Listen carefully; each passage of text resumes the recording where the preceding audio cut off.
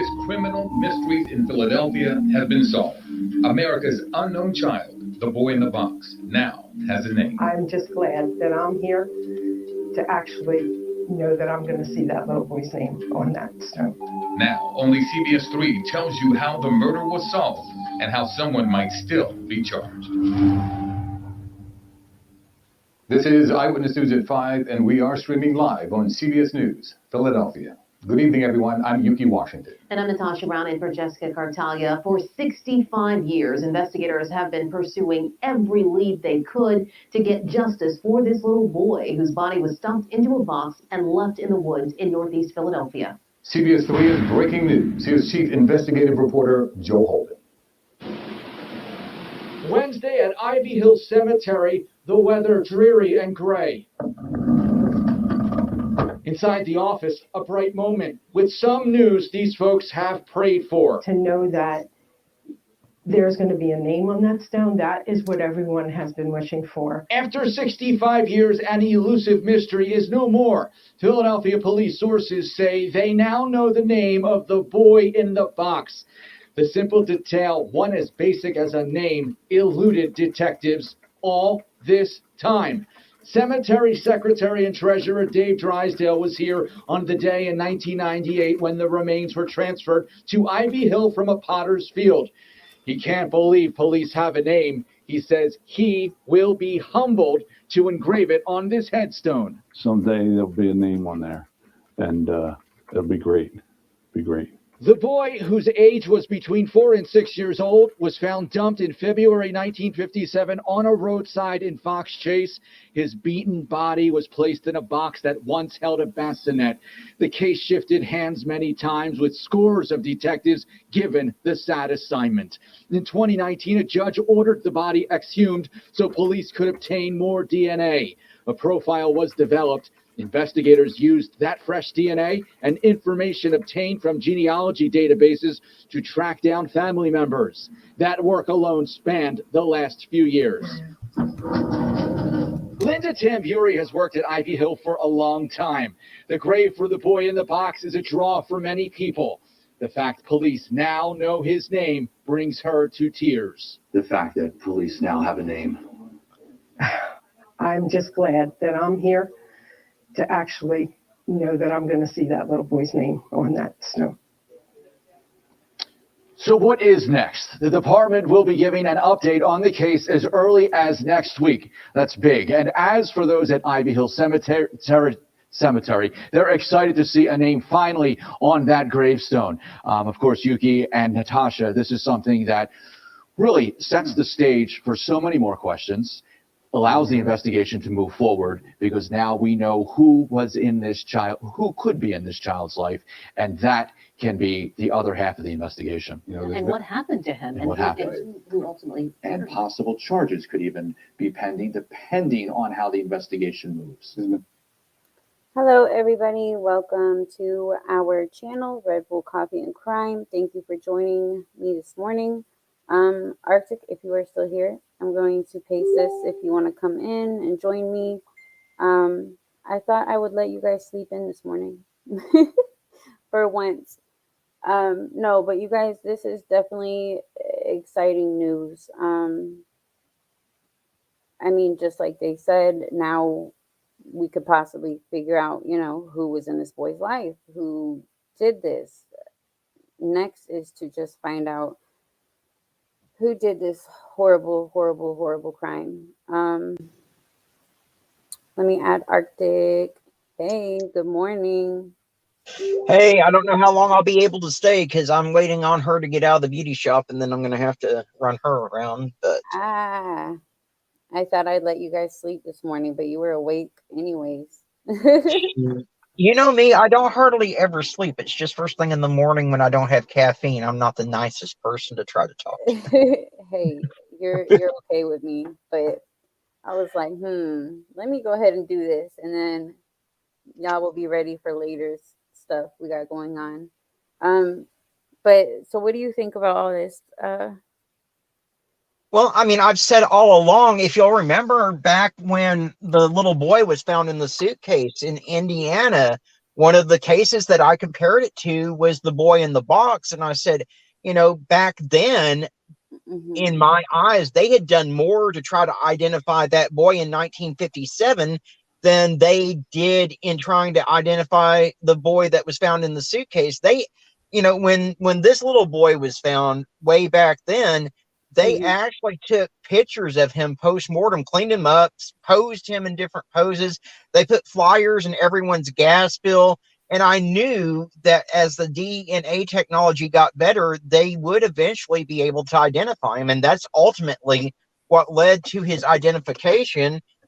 And this is why I preach so much that, I know people are kind of against putting your DNA in a public database. But if it wasn't for these public databases of DNA, these crimes wouldn't be getting solved, and these missing people or these murdered victims wouldn't be getting identified. You're correct. Everybody should definitely do that. I mean, you had me thinking about, putting my kids doing. Oh shoot, hold on. I'm sorry. It's echoing. Putting my kids also. Oh, that's you. Never mind. But yeah, I think everybody should do that. And I didn't look much into this case, but I think you had covered it the other day a little bit. You made a quick video, right?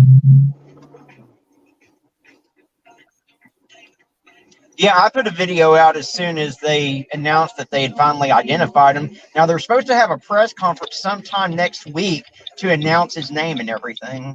Yeah, I was looking for that. So, okay. So they're going to do it next week.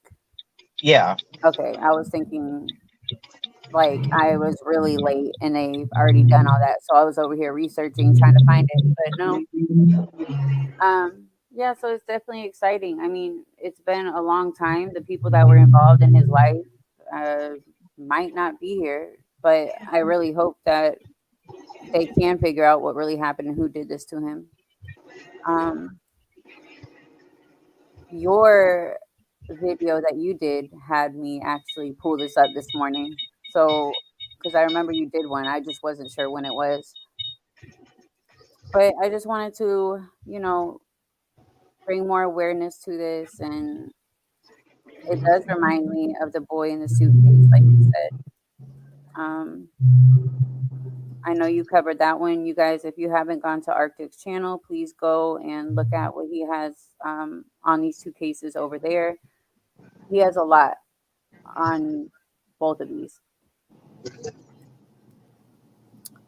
I hear your Mustang. Yeah.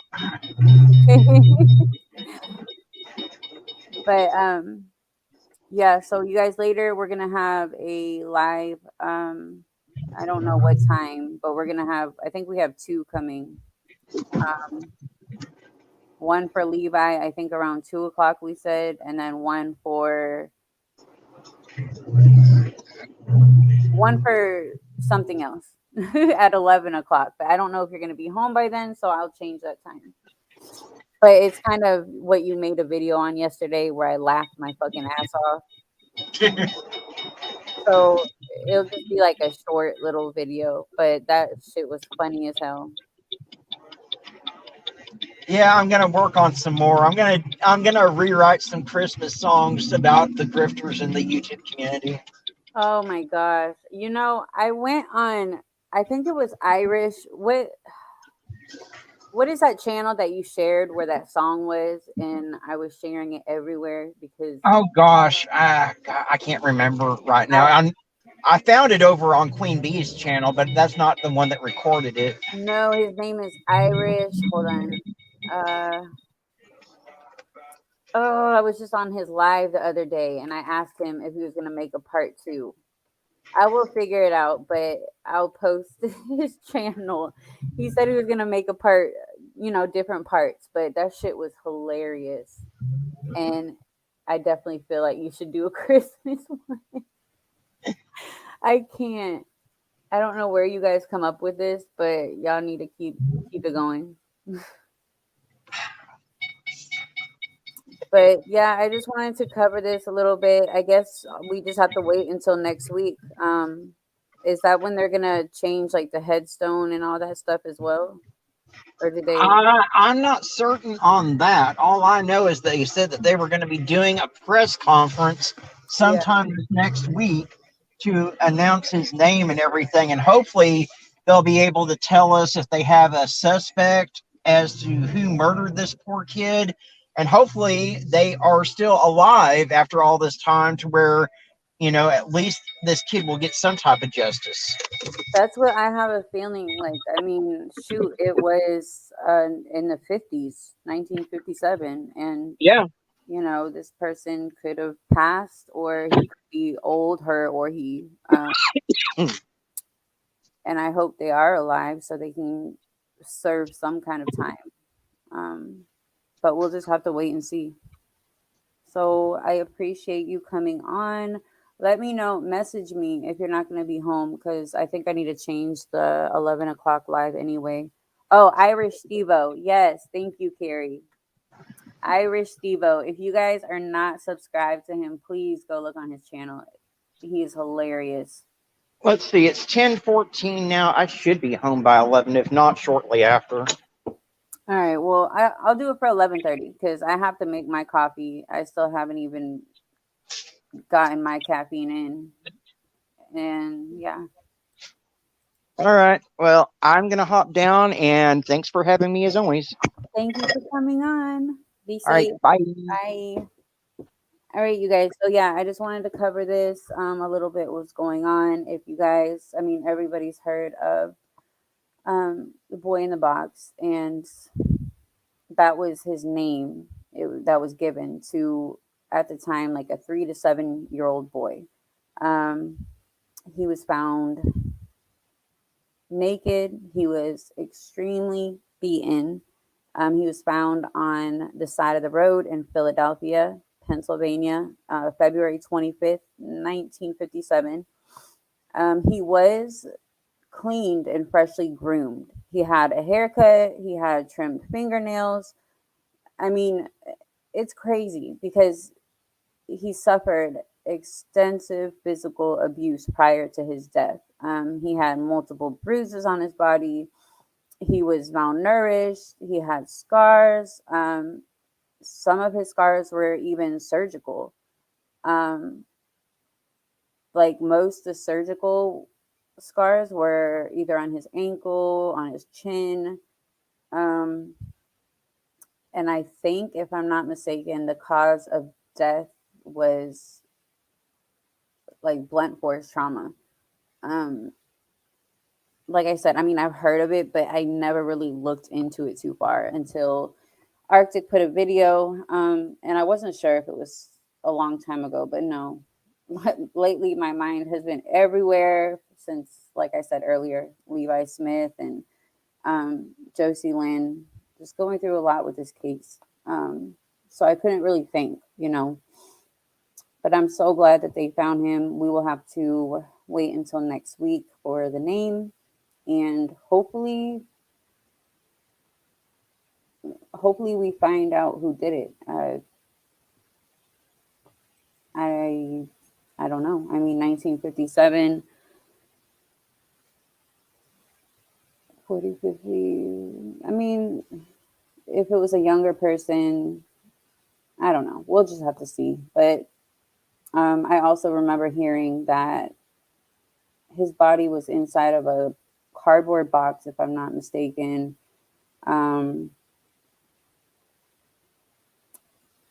Yeah, there was just a lot of stuff going on with him. So I'm so happy that they found him and they found out his name. Let me look up something real quick. Hold on, guys.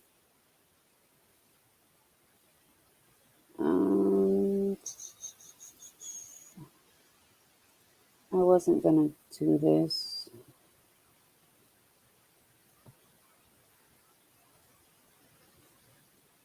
Oh, wow. Never mind. There's just a bunch of theories.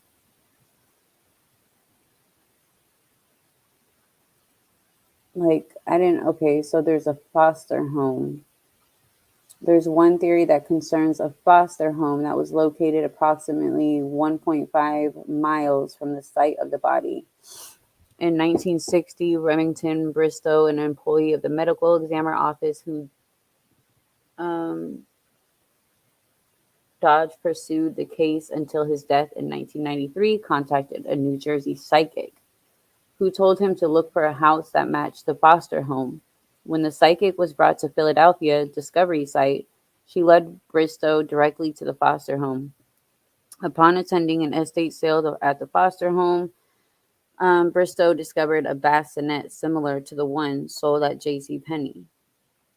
So was he found in a bassinet inside of a box? He was also discovered blankets hanging on the clothesline that were similar to the one in the boy's body that he was wrapped in.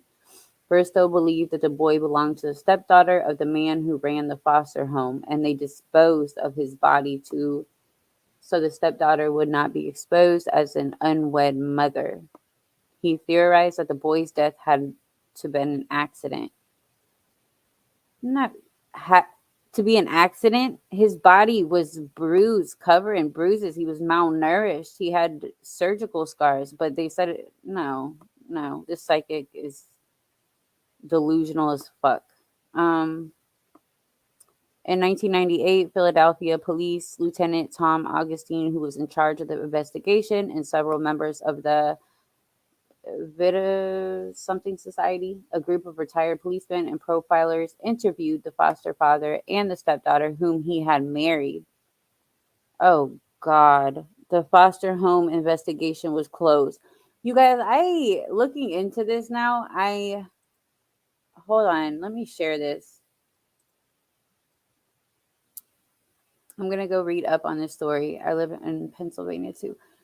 I'm like reading this right now, and hold on, I'm going to share my screen because this all sounds crazy. I didn't look this far into any of this. Like, so the stepfather married his stepdaughter. The foster home investigation was closed. There's another theory, the woman as Martha, or M, was brought forward in February 2002 by a woman identified only as Martha.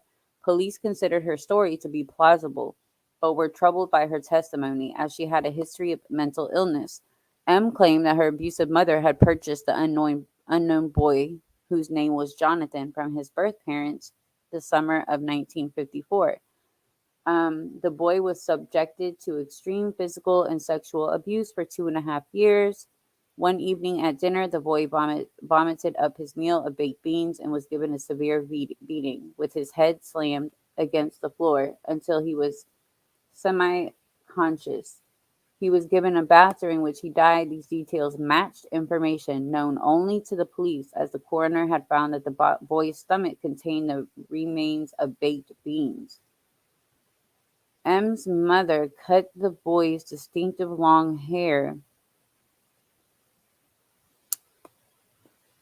Arctic, if you're watching, did you know about any of this? In an effort to conceal his identity, M's mother forced M to assist her in dumping the boy's body in the Fox Chase area. M said that they were preparing to remove the boy's body from the trunk of a car. A passing male motorist pulled alongside to inquire whether they needed help. M was ordered to stand in front of the car's license plate to shield it from view, while the mother convinced the would-be Good Samaritan that there was no problem. The man eventually drove off. The story corroborated confidential testimony given by a male witness in 1957 who said that the body had been placed in a box previously discarded at the scene. In spite of the outward plausibility of M's confession, police were unable to verify her story. Neighbors who had access to M's house during the stated time period denied that there had been a young boy living there. Okay, you guys, this is really disturbing. How could all of that happen? And she has a mental illness, whatever, but who wouldn't if she's living in that kind of household? And there are plenty of times where children are abused and hidden, and you don't know. Like, those three girls, Michelle Knight, uh,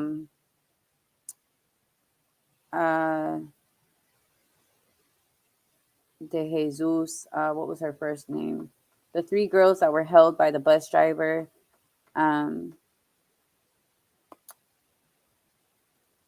don't know, but they were chained up. I forgot the names. You know, he had people over all the time. He even had family over all the time, and nobody knew that there was three girls tied up either in the basement or in the rooms upstairs. So did they not look further into this woman known as Martha? I find that so crazy. And she knew everything. How was she supposed to know that there was beans in his stomach? Hold on, you guys. I am so... Hold on.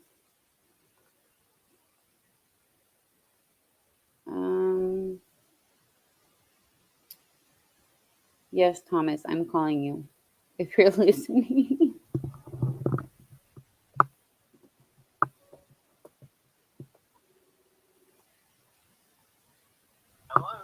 I am on live still, but I never read through all of this.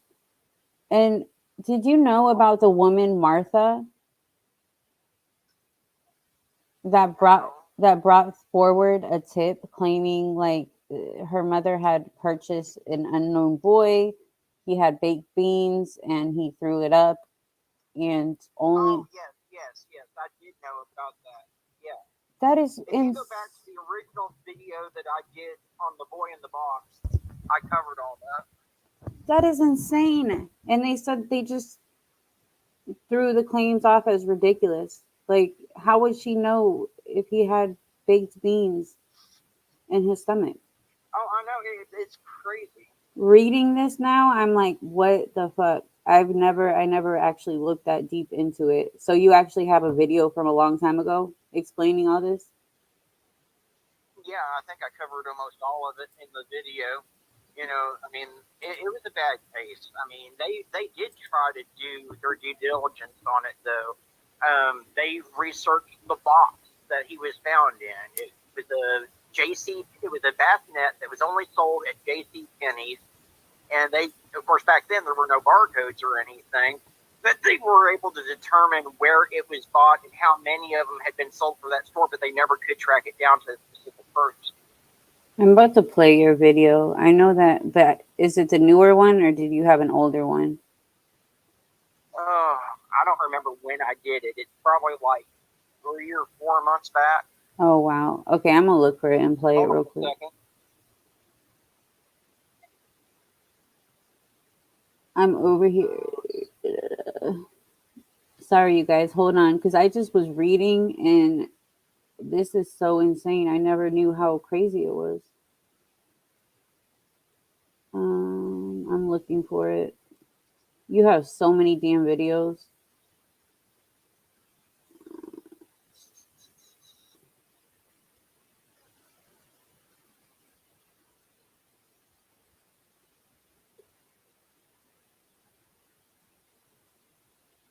One month ago.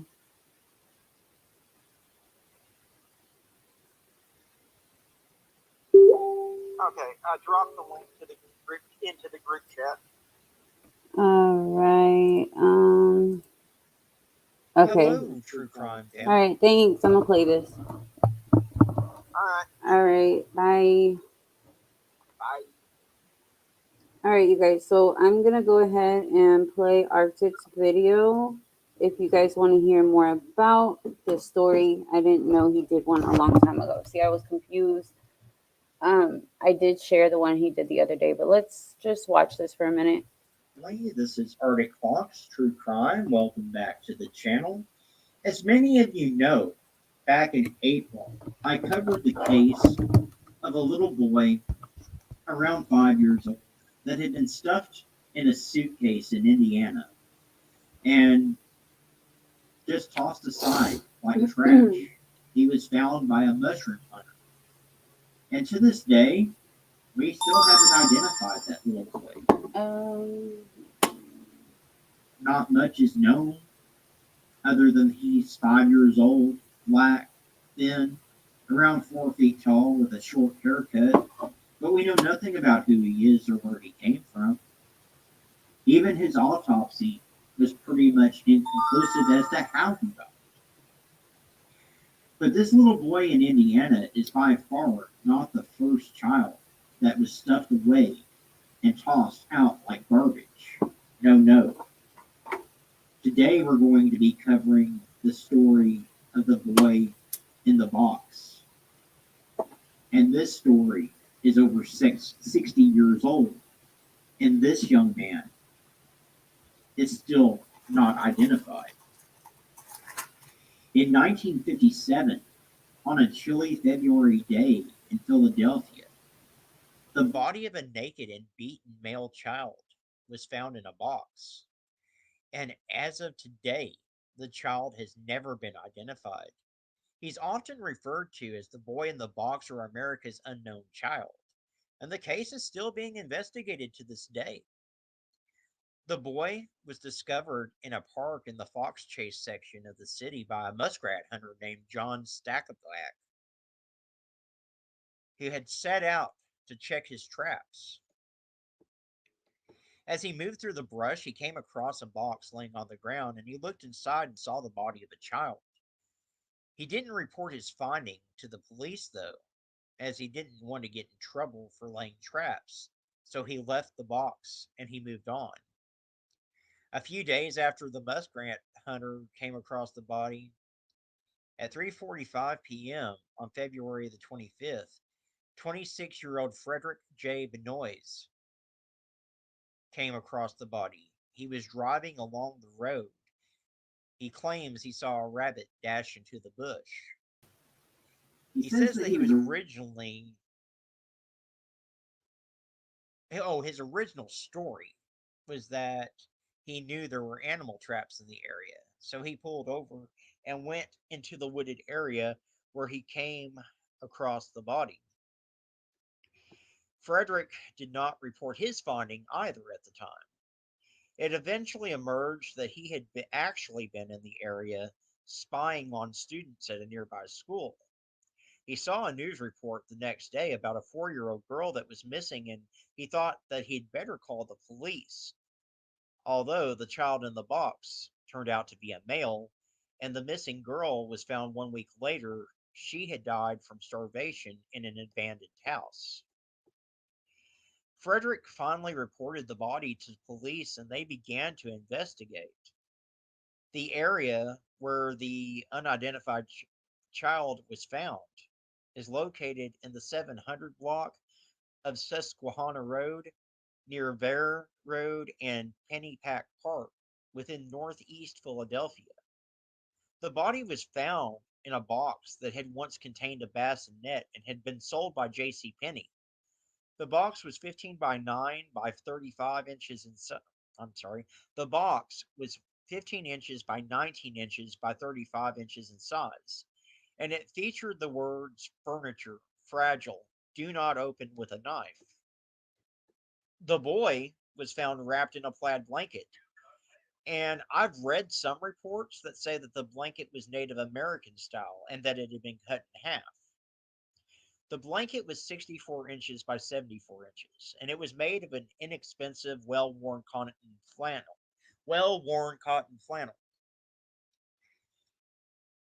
It had on it a faded design of diamonds and blocks, which were green, white, brown, and red in color, and it appeared to have been recently washed. An additional piece of it was found inside the box, smeared with automotive grease, and a third piece, 31 inches by 26 inches in size, was missing. The boy was described as white and pale. He is believed to have been between the ages of 3 and 6, and they believe he was likely born in 1952. He stood anywhere from 3 foot tall to 3 foot 4 inches tall, and he weighed 30 pounds. He had blue eyes, his hair was matted and seemed to have been recently cut, and clumps of it still clung to the body. His body was severely malnourished and covered with surgical scars, most notably on his ankle, groin, and chin. The hair was light brown to sandy blonde in color. He was also covered in bruises, which indicated that he had been abused before his death. His body was so wasted away that his ribs were showing right through his skin, and despite all of this abuse, there were no signs of any broken bones. The child had 7 scars, 3 of which indicated possible surgical procedures. 2 of them were on his chest and groin and appeared to have healed well, leaving only a hairline trace, while the third one was on his left ankle and looked to have been a cut down incision made to expose a vein so that a needle could be inserted or a transfusion or infusion be given. The other scars included a 1/2 inch one on the left side of his chest, a round irregular shaped one on his left elbow, and a well healed L shaped scar on his chin that was a 1/4 inch long on each side. No vaccination scars were found on his body. The child's right palm and the soles of his feet were round and wrinkled, which indicated that he had been submerged in water around the time that he died. His esophagus also contained a dark brown residue, which meant that he had vomited prior to his death. The medical examiner determined that the child had likely died from blunt force trauma. There were 4 round-shaped bruises on his forehead, and his face was blood drained. The medical examiner conducted x ray imaging, and that showed that he had suffered from what's called arrested growth. This is most likely due to the malnutrition and abuse that the young boy experienced. Police fingerprinted the child and cross checked his footprints in the hopes of finding a match, but nothing ever came from that. And this led them to believe that this boy was possibly born at home and not in a hospital, so that there would be no records found. It is believed that the child appeared to have possibly suffered from a chronic eye ailment or infection before he died, which had been treated with medication. He had also been circumcised, and he had numerous small moles on his body, 3 on the left side of his face, 1 below his right ear, and 3 on the right side of his chest, as well as a large mole above his right wrist. Despite all of the abuse suffered by this child, someone had ironically kept his fingernails and toenails trimmed and neatly manicured. His shoe size was an 8D. The boy had a full set of baby teeth and is said to have been slightly buck-toothed. The weather in February in Philadelphia was cold and rainy, and it made it hard to determine a definite date and time of death. In the end, the medical examiner estimated the boy to have died anywhere from a few days to 2 weeks prior to being found. It's thought that it was likely to have just been a few days because the box was dry and it had been raining in the weeks prior. The Philadelphia Inquirer printed 400,000 flyers with the boy's likeness on it, and they were distributed across the area. A flyer was also included with every gas bill. 270 police academy recruits combed through the crime scene. They discovered a man's blue corduroy cap, a child's scarf, and a man's white handkerchief with the letter G in the corner. The cap was interesting to police as it seemed to provide some possible leads. It was in great condition and had a manufacturer's stamp in the lining, which read Robbins Bald Eagle Cap, 2603 South 7th Street, Philadelphia, Pennsylvania. When they questioned the shop's owner, Hannah Robbins, they learned that it had been customized for a man who had bought it, and according to Mrs. Robbins, the man had been between the ages of 26 and 30 with blonde hair and no identifiable accent. However, the man was never seen again after purchasing the cap with cash. None of these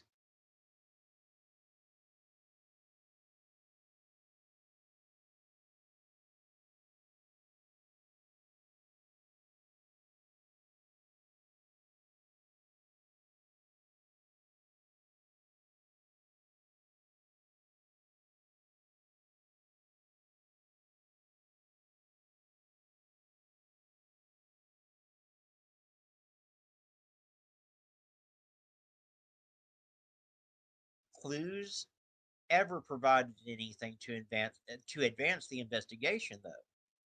There was also A random strand of long brown hair found at the crime scene, and we know that that hair did not.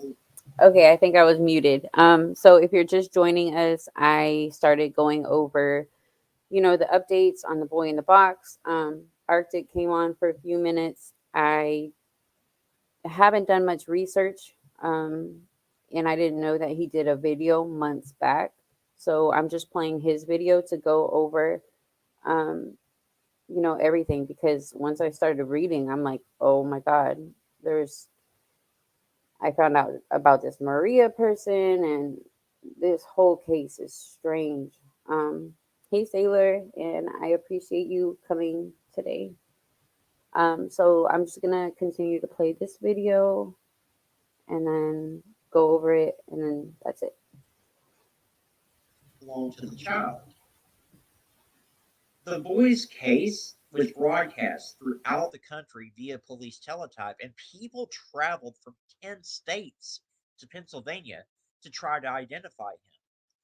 An article describing the boy's scars and injuries was also published in the Pediatric Journal, just in case any physician had treated a child with similar injuries. Police went around neighborhoods and checked with every hospital, orphanage, and foster home in the area, but every child had been accounted for. They also looked more into the box that the child was found in. A serial number on the box allowed investigators to trace the box to a J.C. Penney store in Upper Darby, Pennsylvania, located at 69th Street and Chestnut Street. It had been sold between December the 5th of 1956 and February the 16th of 1957 for $7.50. A search of records showed that only 12 were sold, and while police were able to track down 8 of the purchasers, the lead eventually turned cold.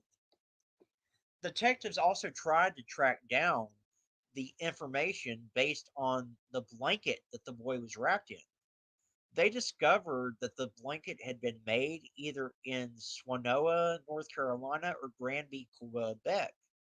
However, as thousands had been produced and shipped across the United States, investigators were simply unable to pinpoint where the blanket had been purchased. The child was eventually buried in a potter's field in Holmesburg, Virginia. His tombstone read, "Heavenly Father, bless this unknown child."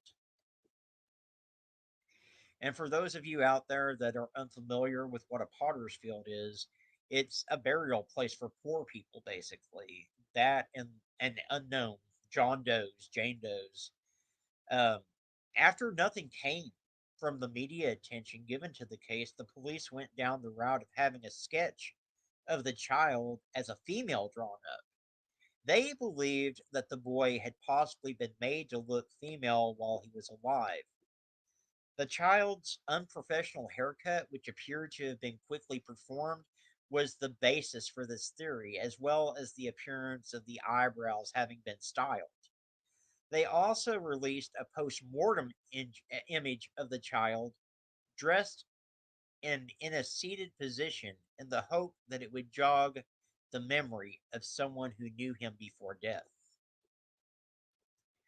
A medical examiner employee, Remington Bristow, took to this case personally.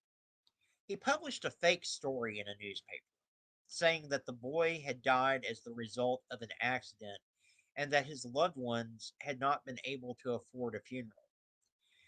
He hoped that this would coax someone out of hiding in relation to the case, but this was not successful. He also personally put up a $1,000 reward for information in the case and traveled to many states looking for more information.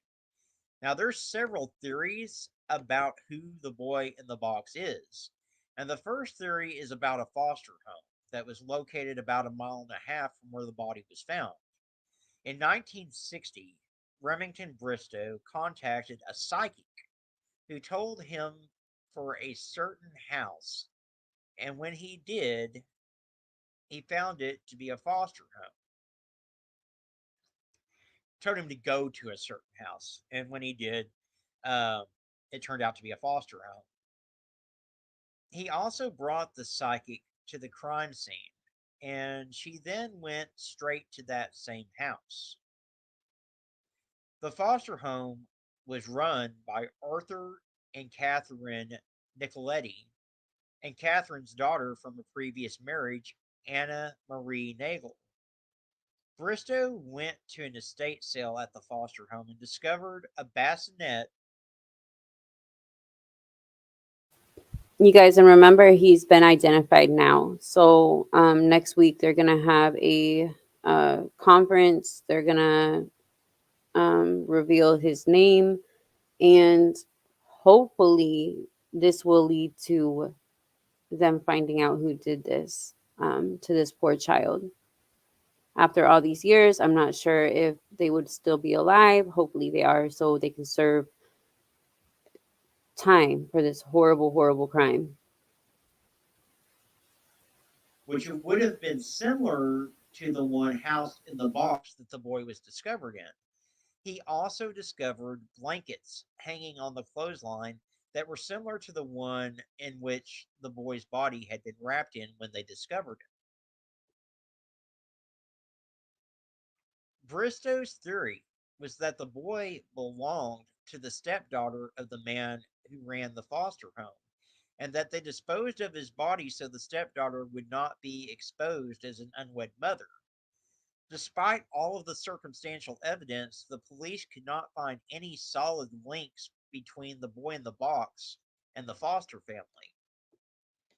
In 1998, Philadelphia Police Lieutenant Tom Augustine, who was in charge of the investigation, and several members of the Vic-Doc Society, which is a group of retired policemen and profilers, they interviewed the foster father and the stepdaughter whom he had married. The foster home investigation was closed. In February of 2002, another theory emerged when a woman came forward with a story about the boy. This lady, only known as M, claimed that her abusive mother had purchased the unknown boy, whose name was Jonathan, from his birth parents in the summer of 1954. Subsequently, the boy was subjected to extreme physical and sexual abuse for 2.5 years. One evening at dinner, the boy vomited up his meal of baked beans and was given a severe beating, with his head slammed against the floor until he was semi-unconscious. He was then given a bath, during which he died.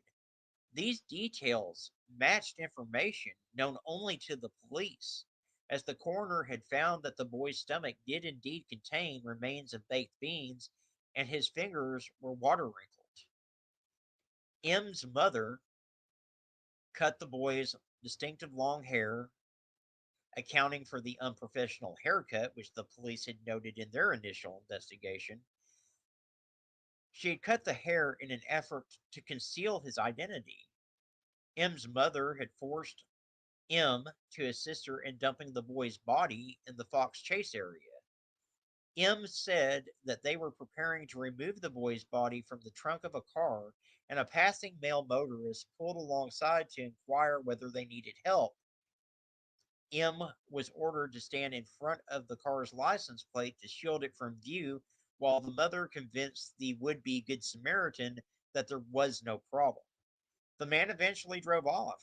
The story corroborated confidential testimony given by a male witness in 1957 who said that the body had been placed in a box previously discarded at the scene. I would not be surprised if this is what ends up coming out to be the truth. I mean, how did Maria, just because she had a mental illness doesn't mean they should have blew it off. How did she know about the baked beans?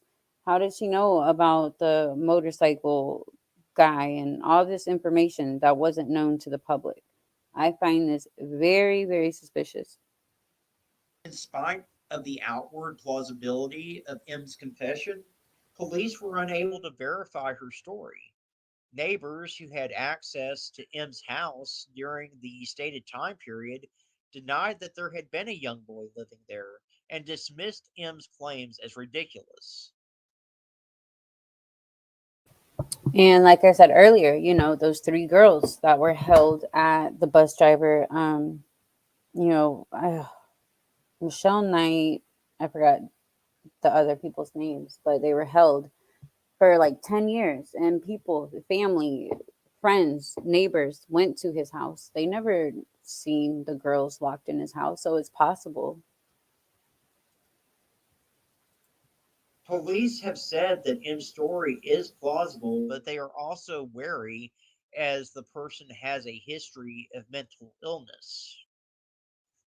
David Stout, author of The Boy in the Box, The Unsolved Case of America's Unknown Child, has theorized that the boy's parents were likely poor. Possibly they were carnival or migrant workers who would have been able to travel without a paper trail. And that theory is supported by the 1961 arrest of carnival workers Kenneth and Irene Dudley after their 7-year-old daughter was found deceased in a wooded area in Virginia. She was wrapped in a blanket with signs of abuse and malnutrition, and several of their children had also gone missing, with many having passed away as the result of neglect and abuse, but none of them were found to have been the unidentified boy.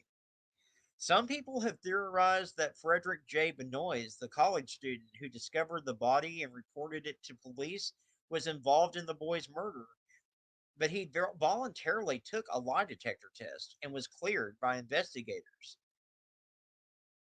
Again, polygraphs are highly unreliable. And so there have been people past that committed atrocious crimes in the past. I'm not saying that Frederick Benoit is responsible for the boy in the box's murder, but I am saying that just because he passed a polygraph does not automatically clear him. In 1998, the body of the boy in the box was exhumed to obtain DNA from the enamel of his teeth. The DNA was sent to the University of North Texas and entered into both national and local databases.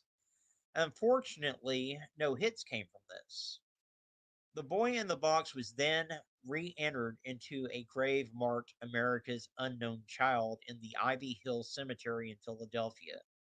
The cemetery donated the plot, while the son of the man who buried the boy in 1957 donated the coffin, headstone, and money for the funeral service. The service garnered significant public attention, and residents continued to keep the grave decorated with stuffed animals and flowers. In 2016, two writers, one from Los Angeles, California, and one from New Jersey, explained that they believed that they had discovered a potential identity from Memphis, Tennessee, and requested that DNA be compared between the family members and the child.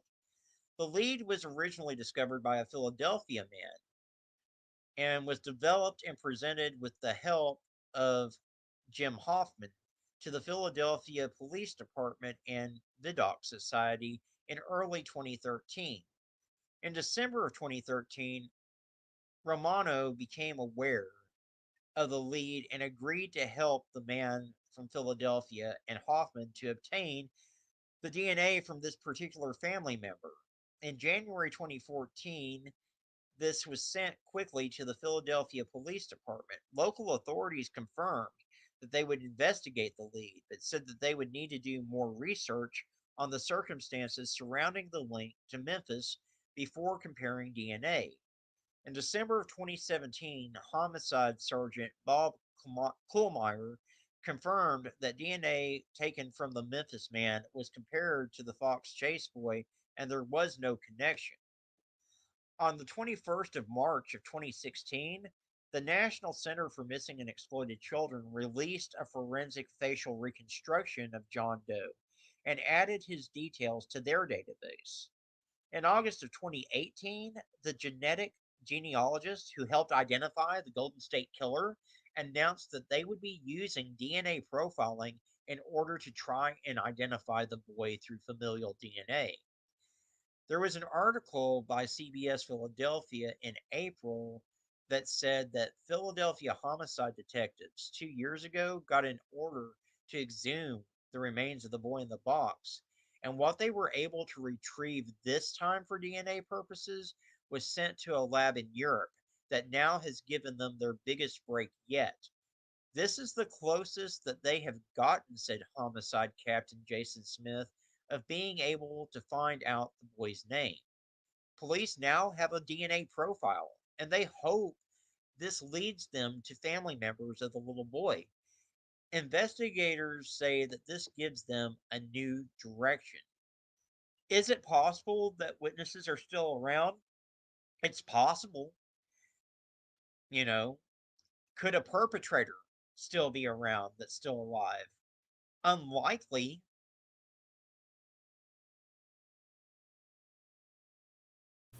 I definitely love having Arctic Fox True Crime's opinion on different cases, and he covered this, as always, very well.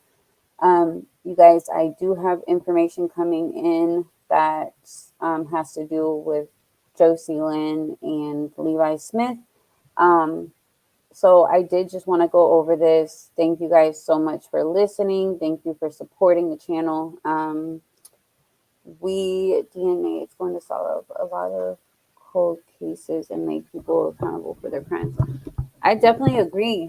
And, you know, hopefully these people are still alive. I mean, it's been a long time, but maybe the people were younger and who knows? But I definitely agree with you. DNA is definitely solving a lot of cases. I just did a video earlier on Linda Staten. You know, it took them 40 years, and with the DNA, it took them 2 days to solve. They found the DNA 40 years later, and it's crazy. Imagine if they had all of this back then. But thank God that they're doing this now. And hopefully these people are alive. You know, they need to they need to get what they deserve. I mean, they deserve death in my opinion, but they need to be in prison and suffer like they've made all these victims suffer. I'm going to get off of here. I have to make this phone call. You guys are going to be doing a video later going over, you know, Josie Lynn and Levi Smith. So hopefully you guys can join us. It'll have a lot of information that we need out, and we do need y'all's help. So that will be around 2:00. It's already posted on. Hey, baby, you got a mask on? Sonic mask. Oh my God. Oh no, that's Flash. So I will see you guys later. Thank you so much for joining. And once again, if you have not gone to subscribe to Arctic Fox True Crime, please do. What? Where is it? Did you break it? Everybody have a blessed day. It still works. And I will see you guys later. Huh? Those are peeps. They're snowman peeps. Okay, I will see you guys later. Snowmans. Thank you. Snowman. Mm-hmm.